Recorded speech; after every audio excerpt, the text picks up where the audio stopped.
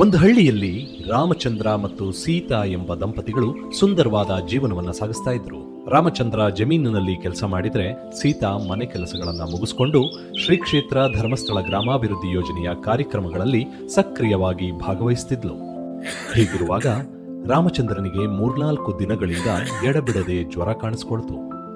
ಸಾಮಾನ್ಯ ಜ್ವರ ಅಂತ ಸುಮ್ಮನಿದ್ದಂತ ದಂಪತಿ ರಾಮಚಂದ್ರನ ಆರೋಗ್ಯ ಕ್ಷೀಣಿಸುತ್ತಾ ಬಂದಾಗ ಆಸ್ಪತ್ರೆಗೆ ಓಡೋಡಿ ಬರ್ತಾರೆ.